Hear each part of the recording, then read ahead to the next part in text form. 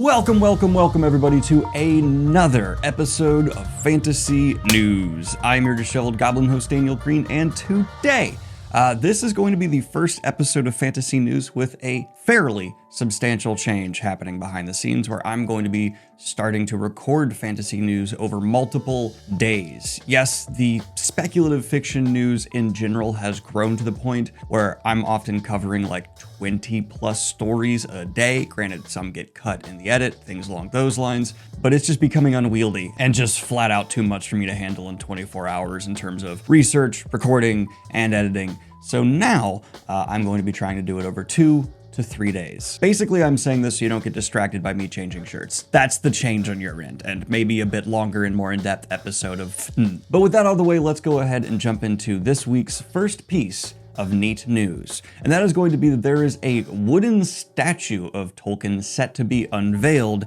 in East Yorkshire to celebrate the time the author spent there, that he is cited as being very inspirational for his tale of star-crossed love in Middle-earth. According to The Guardian, Tolkien spent 18 months in Hull in East Yorkshire while recovering from trench fever during the First World War, and the area's landscape is believed to have inspired his works, including The Lord of the Rings and The Hobbit. And apparently his wife Edith danced for him here, and that became a rather large inspiration for Tolkien's writings in the Silmarillion, specifically the tale of Luthien and Beren. The first statue is going to depict a young Tolkien standing at a absolutely accurate, don't question it, 8.5 feet. Did you know he was actually a giant? Don't research that. And the second beside it will show Edith dancing in silhouette etched into a thick oak slab. These statues were created by a Lincolnshire-based artist, Alan Stitchler, using oak from the Sauterley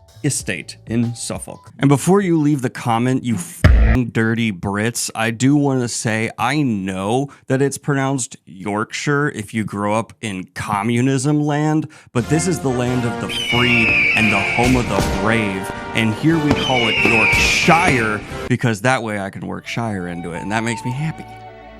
None of that was factually accurate. As of recording, these statues have officially been unveiled and are part of a series of monuments being erected to Tolkien across the area to celebrate the inspirations that this part of the country had for not only Tolkien, but the evolution of speculative fiction as a whole. And yes, I've been to England and the UK. It is egregiously beautiful in certain parts. Oh my God. Though I've never specifically been to East Yorkshire. Do want to go now, though. Damn it.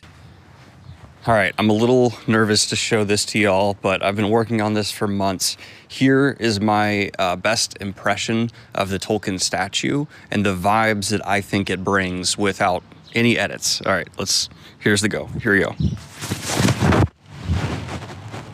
First we gonna rock, then we gonna roll, then we let it pop, don't let it go. Do you think I got it? But this is going to take us to our cover reveals of the week, starting with an exclusive one dropping over at grimdarkmagazine.com, and that will be for Anderson vs. Death by Anna Smith Spark. And there seems to be, at least in my read of it, a Han Solo-esque female rogue with a Hellraiser-esque demon behind her. But specifically, this book is Anna Smith Spark's entry into the world of Judge Dredd. And this Dredd book is set to be released September 23rd of this year, and tells the story of Psy Judge Cassandra Anderson. Anderson sacrificed herself to trap the spirit of the terrible Judge Death, holding him in her mind as her fellow Judge Joe Dredd encased her in an impenetrable polymer. Her comatose body was laid in a place of honor in the Justice Department famed Hall of Heroes to be remembered forever for her supreme sacrifice. For 18 months she has lain trapped, sharing her tomb with the monster she defeated. For 18 months an epic battle raged silently within the Psy Judge's skull between her and the ancient Avatar, and hate and decay. And if you're interested in actually seeing how the Dredd universe inspired this author, there's actually an excerpt at the end of the article from Anna about how much she appreciates writing in this universe. And may I say, the Dredd lore is far more complex than I imagined. I knew there was like Psy stuff going on, but good God, there's a Death Dredd Judge? What the f? But my favorite cover of the week is going to be going to Wesley Chu for his third entry into the War Arts saga, titled The Art of Legend, the final book in the series featuring the character Salmid the Viper Strike, and art by My Name is Tran, and designed by Cassie Vu. These kind of color choices combined with like this movement-filled momentum there style just kind of always wins me over. I also enjoy covers that focus on just one character, giving you like a lot of detail and possibly personality through how they're depicted. It's just one of my preferred styles, so this is going to go ahead and get the hottest cover of the week. Although I know there are like real whip weapons that have like spear tips that go around like that. And I have seen videos of people who've like mastered them online, and it's super cool. But how do you get good enough to use that without severely hurting yourself to get there? That freaks me out. Even if you're using like a weighted dull one, I'm gonna give myself a concussion with that several times a day. But this is going to take me to this week's Wheel of Time news, because if you haven't been paying attention, there has been a growing fan campaign to try and push Sony and or Amazon to renew the show. As of me recording this, the petition has reached well over 130,000 signatures and is likely to continue to rise as cast members and the like continue to share the petition. I even promised nudes on my Instagram in exchange for people signing it, which I then shared. Here are my nudes. And there have been additional Wheel of Time channels and podcasts talking about the fact that there is potentially a deal on the table between Sony and Amazon that the two studios have to agree on for the show to get greenlit. I've also seen a lot of people just kind of being like super doom about the potential of Wheel of Time being renewed because it's been too long.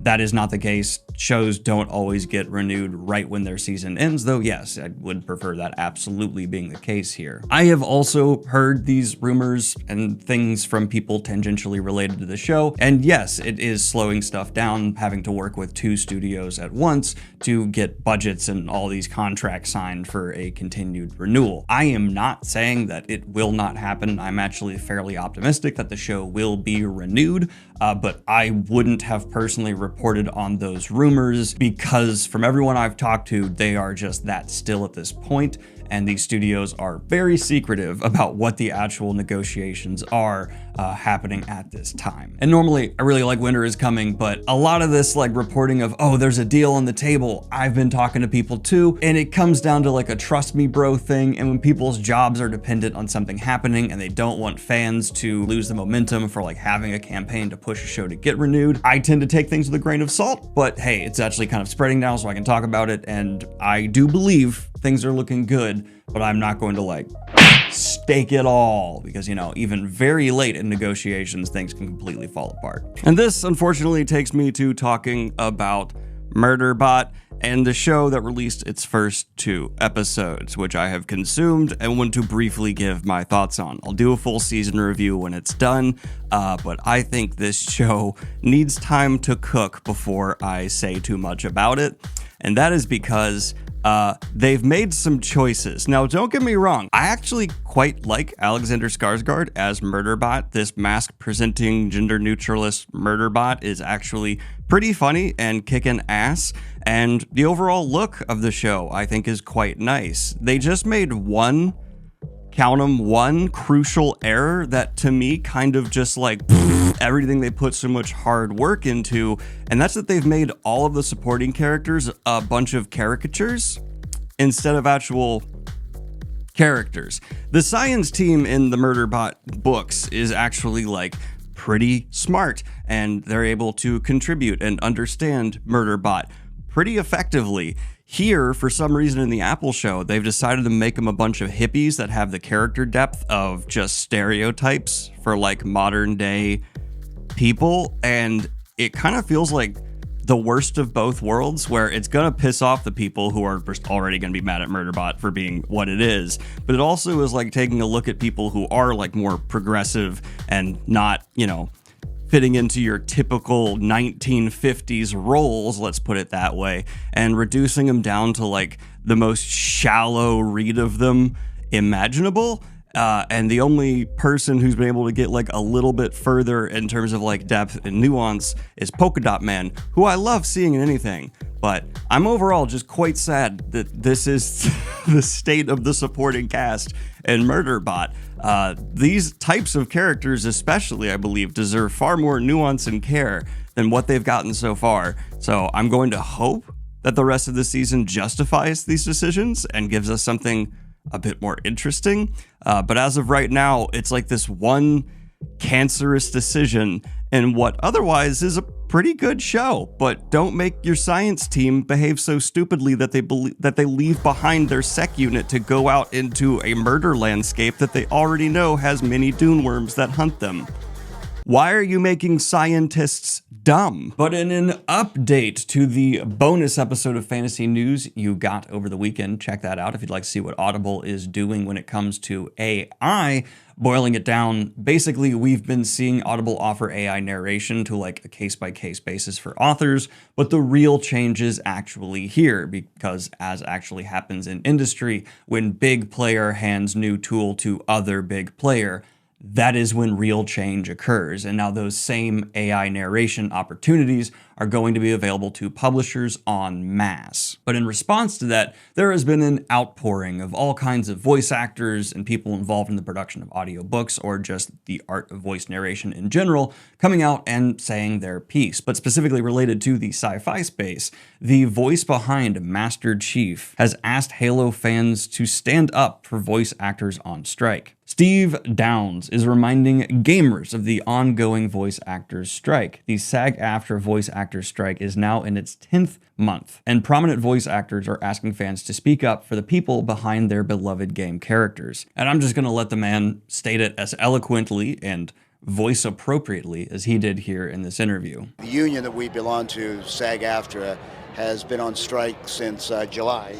Hence the shirt. The single issue is over our rights with AI, and it's basically our rights to decide if our voice is going to be used as a digital replica, how it's going to be used, and how we will be compensated. We haven't been able to make any progress with that at all so far.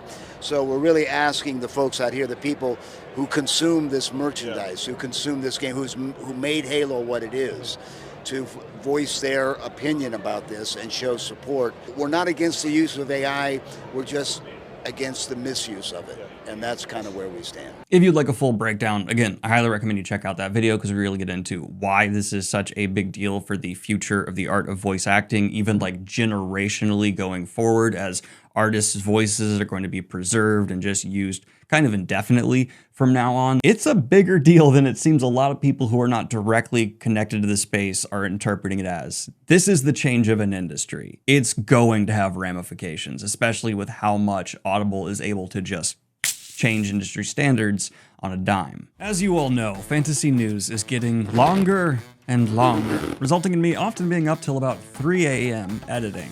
That's not good. I end up forgetting to eat. But thankfully, today's sponsor has been helping me catch up. That was a very not impressive throw. It wasn't even a throw. I like walked it to my other hand.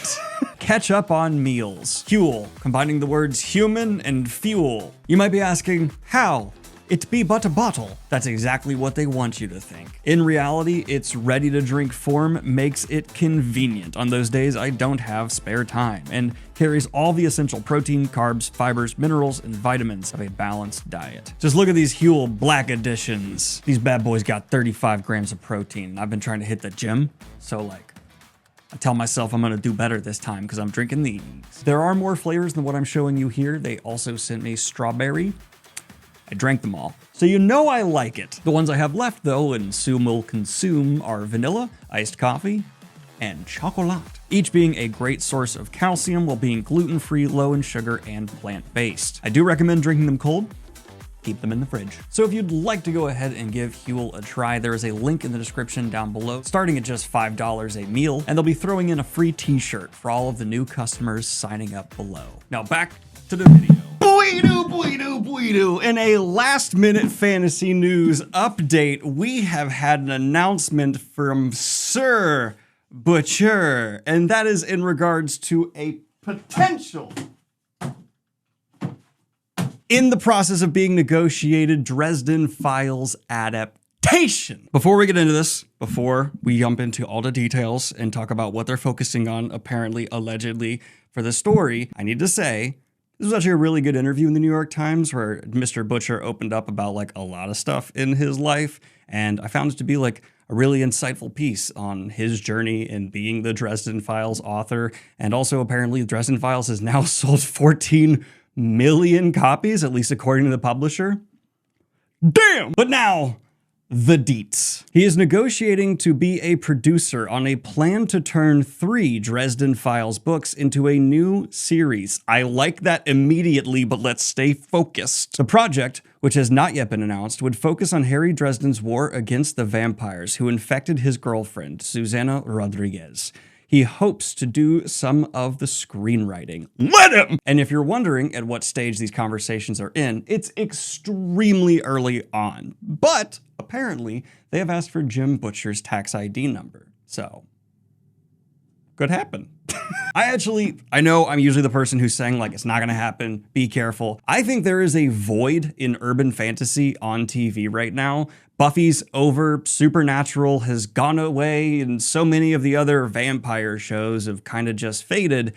And to me, it's kind of time for the daddy that inspired so many of them, and let's be honest, did it better than all of them, to get its time to shine. Dresden Files is one of the most adaptable fantasy series ever written, and it has been massively influential in its lifetime. Whether you're a fan of the series or not, you kind of can't really deny that. Anita Blake walked so that Dresden Files could sprint, and now it is basically synonymous with being like, oh my god, I hear it referred to as the Game of Thrones of urban fantasy every now and then, and that's just so wrong. But then I remember I'm a giant nerd and let people say what they're gonna say. Just read the Dresden Files. Now, when it comes to the specific storyline they mentioned,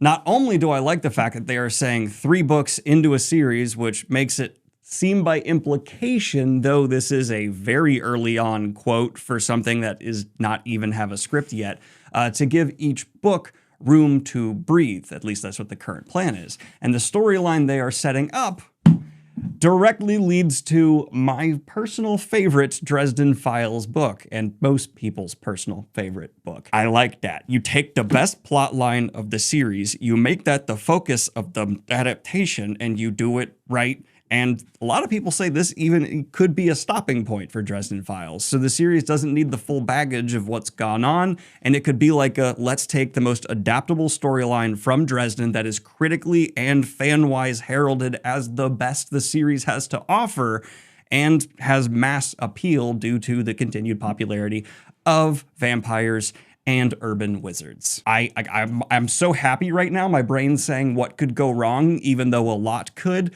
But I'm gonna end this by just asking, please, Joe, let me be bit by a vampire. I wanna be one of the people who gets bit by a vampire. Look, Wheel of Time didn't let me get killed by a Trolloc. I've not been super nice to Dresden Files always. You wanna get some catharsis? Have me be eaten in an alley by a vampire. It would be so cathartic for you. I am so yes! But in a rare instance of me being mad at LEGO, there is a fan-made Bionicle video game that has officially had the company turn on it. Because, yes, initially when I heard this, I was like, yeah, you can't just make a Bionicle video game and not expect LEGO to come at you. But now those behind the fan project have claimed they were in contact with the LEGO group and previously had permission to be working on this game, but that has been revoked. And I want to reiterate, a lot of fan-made projects were apparently in good standing with the LEGO Group's fair play guidelines, and with the Bionicle game having never charged anyone any money for the game's development, this turning certainly seemed to come out of nowhere. In response though, not all hope is lost. They've taken their demo as is and put a full walkthrough of it available to watch on YouTube, and then they're going to be pivoting with so much of the work they've already put down and trying to just use those assets, tweaking them enough to be different and still release their own game in a similar vein. Kind of the best recovery you could expect at this point. So keep your eyes open for updates on now titled Project Rustbound in the future, because I sat down and watched their Bionicle Lego walkthrough and it was damn impressive. Yeah, it doesn't have the shiniest, greatest graphics of all time, but it's a Bionicle game.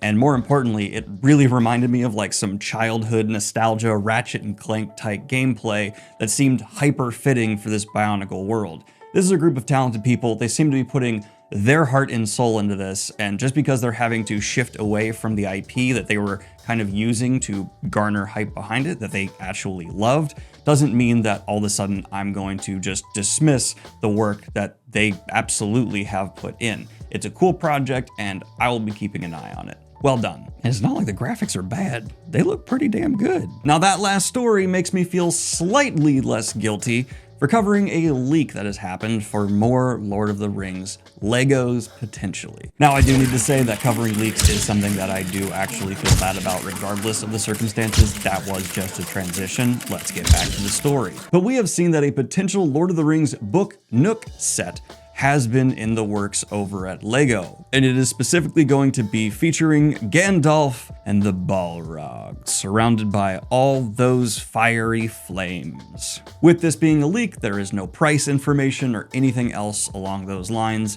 and I wouldn't take this as a for sure happening. There have been LEGO leaks before that haven't come to fruition, though all of the leaks we've seen around Lord of the Rings Legos that have come out over the last couple of years, I believe have come true, so neat. For me though, personally, as much as I love Lego and actually think they do look really good on bookshelves, they don't really fit any of my shelves in my current residence. So if I got this one, I'd have to like be creative with where exactly I would put it. And I think the Balrog design actually turned out pretty well. Total left turn. If you haven't watched the show Lego Masters, it's corny, but an impressive time with what people are actually able to put together with Legos under a time limit. And it also makes you hyper aware of the fact that there are people whose professional, very well paid, full-time job is to come up with neat Lego designs and sets. And there may not be a group of people on the planet I am more jealous of. My God, talk about a dream job. What did you do at work today, hun? I built a Balrog. Hard work.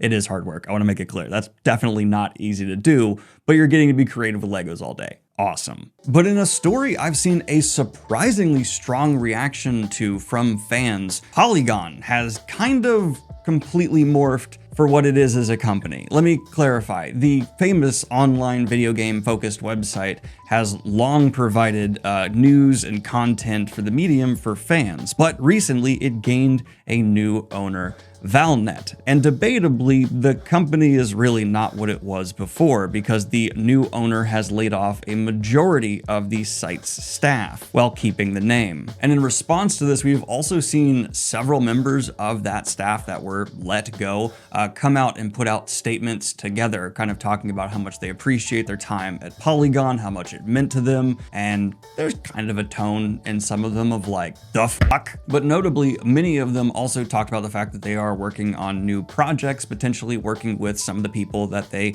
had careers with previously at Polygon. So if you are more attached to the voice behind the website than you were the website itself, be sure to follow the names you're seeing on screen at the social media platforms that they're related to see what comes next for these editorial voices operating in the video game space. I'm always a little bit flabbergasted by that, because like if you buy something that is so dependent on the writing voices behind it, and then you get rid of those writing voices, do you just hope that no one feels the difference? It's strange. Or, I can't believe I have to mention it again, they're hoping to just replace a lot of these talented writers with generative writers, I'll leave it that way, and ew, like that people will definitely feel and notice that. Ugh, what if they said like their prompts for the generative stuff like sound like this writer that we just fired? That would be like the most nasty thing I've come across yet for AI. That's disgusting. That's not an accusation though at all. I want to make that clear. That was just something that popped into my nihilistic ass head.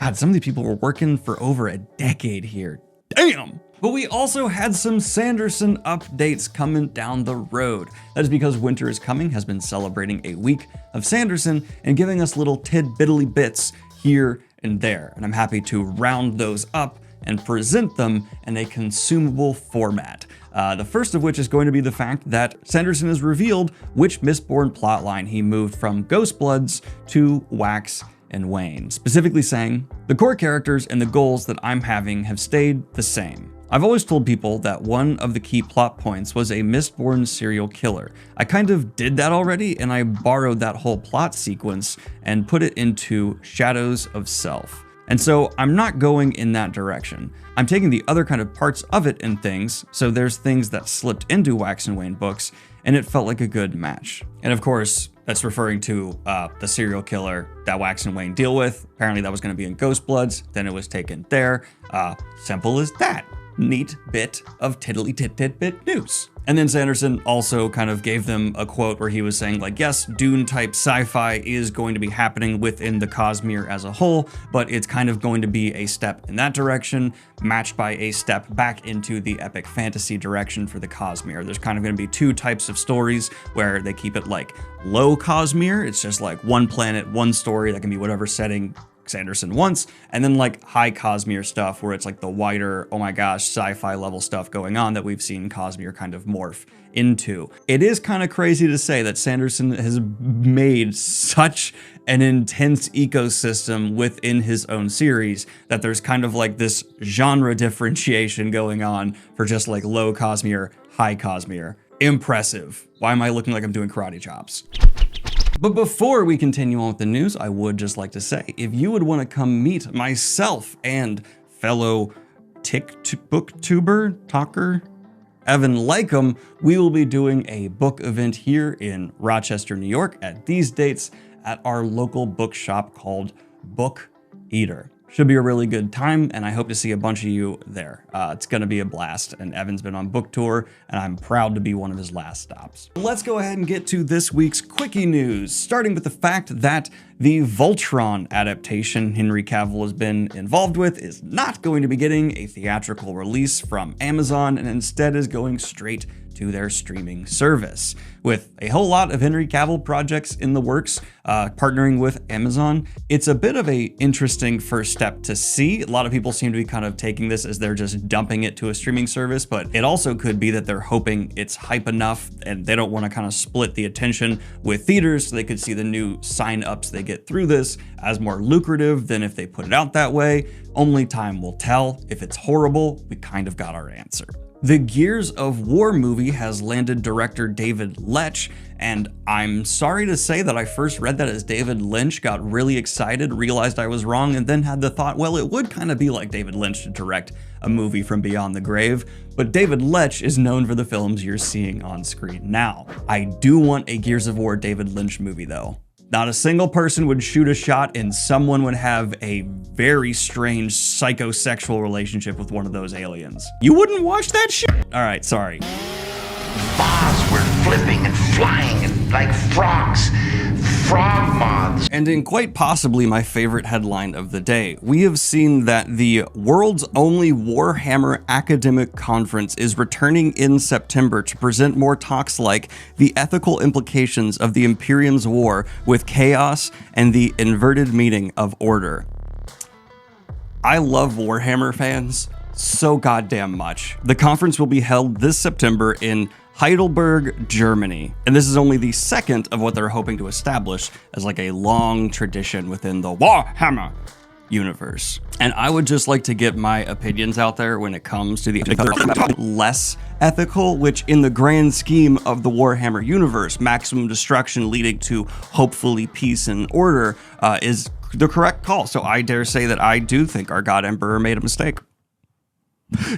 And then the Buffy reboot has officially cast its new Slayer in Ryan Kira Armstrong, coming to Hulu. Christopher Nolan's Odyssey will be the first blockbuster shot entirely on IMAX film cameras, so you don't have to deal with that like aspect ratio change they sometimes don't fix in post. And then a Greek studio is set to produce a film based on the Battle of Marathon in ancient Greece. For those of you who don't know, this is like in history related to the battle that inspired Zack Snyder's 300, though that is like a not historically accurate at all interpretation, and it seems the intent behind this one coming from a Greek studio is to honor their heritage and past and actually kind of create a very true to what we know to have actually happened at the Battle of Marathon film. And if that is the case, It needs to end with 3 hours of a guy running a marathon. I want to follow him. I want to follow an actor starting at the location of the battle and then just running all the way to the end, because if you do not know this, the actual marathon tradition we have around the world started because there was someone sent to deliver a message from Marathon, the location, to a king, and they ran it, and it was the length of a marathon, except it wasn't. It was actually a little bit different, and then I believe it was a Roman ruler in the tradition of throwing marathons actually had the distance adjusted slightly. I think everything I'm saying here is true, and I will have fact checks for me on screen. How did I do? Give me a grade. That's a C+. This takes me to an update we all got from Hideo Kojima, the mad genius of video games. Love or hate him, we all must acknowledge that, because in an interview, he said something pretty gosh darn interesting. Turning 60 was less of a turning point in my life than my experience during the pandemic. I fell seriously ill at that time and also had an eye operation. Until then, I didn't think I was old, you know? I didn't feel my age, and I assumed I would be able to create for as long as I live. But then I became sick and couldn't create anything, and I saw lots of people around me passing away at that time. I was confronted with death. What a cheery start. Of course, I recovered, but now I was thinking, wait, how many years do I have left to make a game or a film? Perhaps I have 10 years? I gave a USB stick with all of my ideas on it to my personal assistant. Kind of a will, he said. Perhaps they could continue to make things after I'm gone at Kojima Productions. This is a fear for me. What happens to Kojima Productions after I'm gone? I don't want them to just manage our existing IP. That's awesome. I love that you're kind of putting out this little treasure out there, and here is my message to his personal assistant. Hide it. Make it the real life Ready Player One thing where people need to find a bunch of Easter eggs laid in Kojima games to eventually figure out the real world location where this USB stick has been hidden. And then if they find and retake the USB stick, guess what? They become the new president of the studio. I'm just saying, you have an opportunity here to make science fiction a reality. And what would be more Hideo Kojima than that? Probably something else, but it's a cool idea. But in the final piece of fantasy news I'll be recording today, potentially even having today, depending on how I decide to edit this, the Zack Snyder Rebel Moonverse, I'm sad to say, is officially dead. Is Hunger Games 2 or 3? It's 3. It's definitely 3. And kind of sadly, like genuinely, I feel bad about this. This comes right after one of the writers involved with Rebel Moon came out and said like, hey, we got plans for Rebel Moons 3, 4, 5, 6, and we're hoping to be able to do that. And just a couple days later, Netflix went, Hell no. and it seems Zack Snyder and said writer Kurt Johnstad are both already focusing on a new LAPD police series in development with Netflix. And like, I usually try and feel bad for IPs that fail because they end up having real fans and all of that, except Rebel Moon from Go felt like an artificially created cash grab. Like there was nothing here that felt authentic or earnestly desired, and it even came from Star Wars, the IP, kind of telling Zack Snyder, hey, this isn't up to our low standard. And then he kind of was just like, well, I'll do it myself. And then they artificially split it into an original cut and a director's cut to try and ride off the Snyder Cut fame, which came from fans and definitely doesn't feel right being recreated by a studio. And then the movies themselves were just so devoid of actual thought or insightful themes that it ended up just feeling remarkably hollow. And then they padded the runtimes with grain footage to the point that it felt that actually might have been the most interesting artistic choice in both of the movies put together. The sheer volume of grain footage. I can't even feel bad for this one dying because it didn't feel like an actual project that tried to be its own thing before becoming a marketable IP, and it tried to like jump to the front of the line in the modern era of movie making to being its own Star Wars. And haven't we seen that fail enough times to just not want to try and jump that gun? What did you expect to happen here? What were you trying to say with Rebel Moon? Because like Star Wars, the original Star Wars called it New Hope now, there was commentary there. It was a sci-fi story that had themes and ideas and mythos that were sensical for the world that was built. What can you say in a similar vein to Rebel Moon? It was in slow-mo. That's the only thing that comes to mind. And it had Anthony Hopkins, which, like, you know, Anthony Hopkins got to play a robot, so he didn't have to get up off the couch for that one. Easy paycheck. And y'all, I can't believe you're making me do this. It actually annoys me, but I have to defend in one story both AI and Star Wars because the internet insists on lying about stuff. If you've seen, because it's all about the headlines and nothing deeper at all, any headline about how like Star Wars debuts this technology where you're supposed to be looking at AI generated animals, but oh no, they just look like Earth animals. Isn't AI bad? That is just misrepresenting a situation entirely and borderline on just flat out lying. Because if you actually watch the TED Talk this is from, it was actually just a showcasing of like the history of Industrial Light and Magic and the different eras of VFX making they have worked with. And at the very end, the presenter, who's done a pretty good job throughout this, does talk about how, yeah, because it's going to inevitably be a thing in the artistic space, ILM at least needs to kind of get ahead of the horse and try and figure out what they can do with AI that'll work and not. They even talk about the domes as well they've been using for like actual live green screens. It works. Then he's like, and there's this idea that we've been tossing around. It's not done. It isn't a finished product. This is purely in like the conceptual phase of what if we allowed kids to pretend to be droids and visit planets. So what happens when you put the latest AI tools in the hands of talented artists? So I'm going to premiere for you a brand new short film. This is just a test. This is not a final product. This was created by one artist. His name is Landis Fields. He created this in 2 weeks. If you sent a probe droid out to a brand new Star Wars planet, what would it see? And more importantly, with this kind of show, if we made this, and I'm not announcing a new show, this is just a test. This is just a test. This is not a final product. This is just a test. This is not a final product. This is just a test. If we made this, what would it feel like? And so this is like the bare minimum showcasing of kind of stuff we're tinkering around with. In no way, shape, or form was this ILM unveiling a new product or even Star Wars trying to like show off what we can do with AI in our world. And so all these articles that are like creativity officially dead at Star Wars. One, creativity's been dead at Star Wars since the prequels. And two, this isn't any kind of product. It's not them even trying to put anything in your hands at all. This is like kicking open the door to like the planning stages of a movie, looking at the storyboarding and going, what a shitty picture. What are you even talking about? I don't even like the technology behind what they're doing, but what you're criticizing isn't what they're even putting out.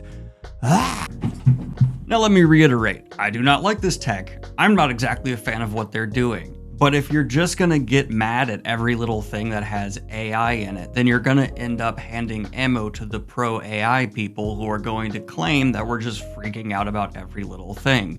This was not a finished product, and quite frankly, just felt like someone actually giving people a sneak peek behind the scenes, which when it comes to how AI is being utilized, I want to happen. And now they're being punished for it, because there's a bunch of headlines exaggerating what was done. And that's not how we get constructive conversations about this stuff going. And today's Indie Pub promo is Ashes of a Risen Empire by Corey Ratliff.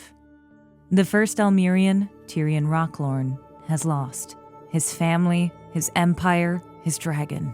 After being hunted for centuries, he had been betrayed by blood. The elves took everything. A new empire must be ripped from the land, molded into a devastating force if the elves were to be stopped. With little to lose and everything to gain, Tyrion will set his sights on vengeance and rebirth. Ashes will fall, dragons will bleed, factions will crumple. Will Tyrion obtain his vengeance, or will the ashes of a risen empire take everything he has left? Check it out in the links down below. But this has just been your latest episode of Fantasy News. Like and subscribe if you have not already, and hit the Patreon if you'd like to support what I do here. Have a good one, y'all. Peace.